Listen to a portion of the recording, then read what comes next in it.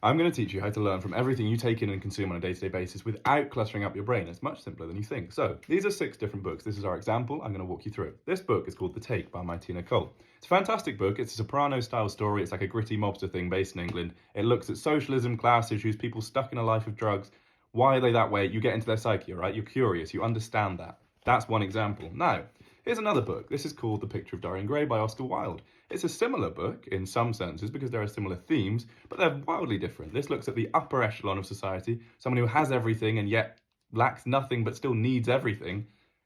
It contrasts quite well. And you will take these 2 books and you, yourself, will compare them naturally. You will be curious enough to find links between them. And when you consider it, you'll think, wow, this really represents that idea of the issue. And because they're so socially divisive, you will have to make opinions for yourself. Now, this principle of comparing and contrasting information is the key to our system. Like chemistry, when you learn chemistry, you learn the base building blocks first. You learn the important context of the principle that you're learning before the next points come in, because you need that baseline in order to understand what comes next.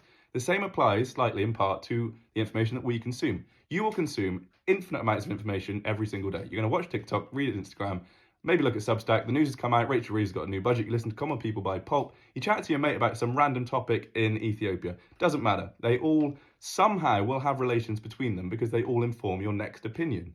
You just have so much information constantly coming at you. Now, the problem isn't that you're consuming too much, it's what you're dwelling on. So if I'm reading these books and I'm aware of these themes, I let my brain naturally flow between these themes, and I don't try and memorize them with my cognitive working memory.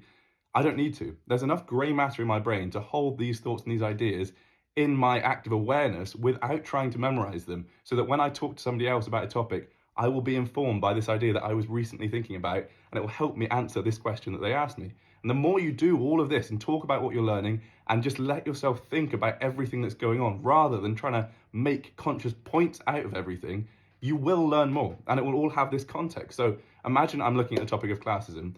These things that feed into it are going to slowly grow into a bigger and bigger bubble, and all these little nodes of thought will inform this bigger idea that I'm coming up with. And that then will last in my long-term memory so much better because it's provided with all this other information, and it suddenly becomes so much more important because I need this to think about this.